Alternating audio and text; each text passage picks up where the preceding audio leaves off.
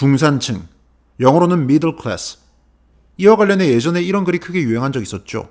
다른 나라의 중산층 기준과 한국의 중산층 기준을 비교하는 내용입니다.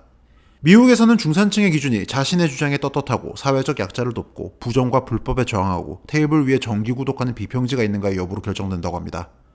프랑스에서의 중산층 기준은 외국어를 하나 이상 구사하고 한 가지 이상의 스포츠를 하거나 악기를 다루고 남들과 차별화된 요리를 내서 손님을 대접할 줄 알고 봉사활동을 하는가에 달려있다고 합니다. 그런데 반면 한국은요? 중산층이 이렇게 물질적인 기준으로 정해져 있다, 이런 비판적인 접근입니다. 물론 이 글이 시사하는 바가 없는 건 아닙니다만 사실 이런 비교는 조금 비열한 감이 있습니다. 중산층이라는 표현을 비틀어서 서로 다른 기준을 적용해 비교했기 때문입니다. 이 글에서 외국의 기준을 설명할 때는 중산층을 한 생활 양식을 공유하는 지위 집단으로 분류했습니다. 반면 한국의 기준을 설명할 때는 중산층을 경제적 계층으로 분류했죠. 그래놓고 한국이 배금주의적이라 그렇다는 식으로 비판하는 건 논리적 비약입니다. 아니, 이런 논리면은 외국에서는 소득이나 재산을 기준으로 경제계층을 나누지 않는다는 겁니까? 경제계층으로서의 중산층을 말할 때에는 정확한 기준이 있습니다. 무슨 시사비평서를 정기 구독하냐, 특별히 할 줄 아는 요리가 있느냐, 이런 주관적인 기준으로 정해지는 게 아니라 정확한 숫자와 통계로 정해지죠. 오늘날 대한민국 통계청은 중산층을 소득 수준에 따라 중위소득의 50%에서 150% 사이에 있는 경제계층으로 정의합니다. 나라마다 조금씩 차이가 있고 중산층을 세분화하는 곳도 있지만 기본적으로 미들클래스란 이렇게 소득이나 자산을 기준으로 분명하게 정해져 있는 계층입니다. 그리고 한국은 이 중산층들이 아주 특이한 경향을 보입니다. 먼저 여러분께 여쭤보겠습니다. 여러분은 중산층이십니까?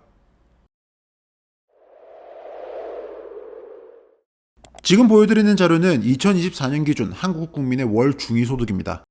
중위소득이란 모든 가구를 소득 순서대로 줄 세웠을 때 딱 중간에 있는 가구의 소득을 말하는데요. 쉽게 말해 돈 버는 순으로 1등부터 꼴등까지 세워놓고 딱 가운데에 있는 사람이 한 달에 얼마 벌었냐가 이겁니다. 참고로 모든 소득을 다 더해서 인구수대로 나누는 평균소득과는 다릅니다.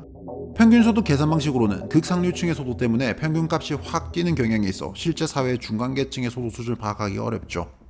이 월 중위소득 자료에 따르면 1인 가구 기준 한 달에 223만원가량을 벌면 딱 대한민국 중간에 해당합니다.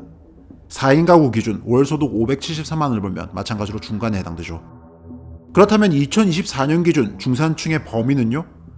1인 가구 기준 월 112만원에서 334만원가량을 버는 사람들이 중산층에 해당됩니다. 1인 가구 기준 334만원보다 더 버는 사람은요? 고소득층이자 상류층으로 분류됩니다. 그리고 이런 통계를 보여주면 대부분의 한국인들은 놀랍니다.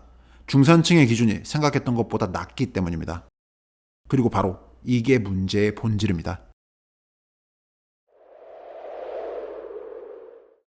자각 중산층이라는 개념이 있습니다. 자신을 중산층이라고 생각하는 사람들을 일컫는 말인데요. 한국은 이 자각 중산층의 비율이 꾸준히 떨어져 왔고 다른 나라와 비교해서 유독 낮습니다. 한국에서 스스로를 중산층이라 인식하는 비율은 32%밖에 안 됩니다. 그런데 실제 중위소득 기준 중산층에 해당하는 인구 비율은 어떨까요? 62%나 됩니다. 스스로를 하류층이라고 인식하는 비율은 왜곡이 더 심각합니다. 무려 42%입니다. 그런데 실제 하류층의 비율은 15%. 실제 통계보다 3배 가까이 많은 사람들이 자신을 하류층으로 생각한다는 말. 다시 말해 충분히 잘 살고 있는 사람들이 자신을 지나칠 정도로 내려치게 하고 있는 게 한국 사회라는 겁니다.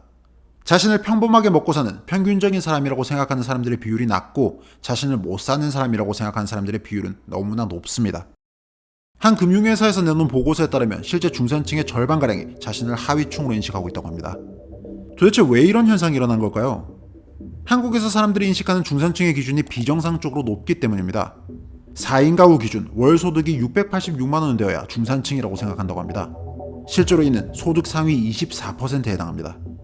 월 소비 규모에 대한 생각은 더 극단적입니다. 월 소비 규모가 427만원은 넘어야 중산층이라고 본다고 합니다.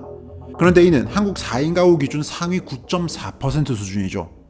순자산이 9억 4천만원 있어야 중산층이라고 생각한다는데 이건 상위 11% 수준입니다. 부동산 자산 규모는요? 8억 4천만원은 되어야 중산층으로 본답니다. 하지만 실제 중산층의 부동산 자산 규모의 평균값은 3억 9천만원 정도입니다. 사람들이 생각하는 중산층 자산 규모의 절반만 있어도 실제로는 중산층이라는 겁니다. 지금 한국은 상위 10%를 평균이라고 생각하며 본인이 여기에 들어가지 못하게 박탈감을 느끼고 있는 사회입니다.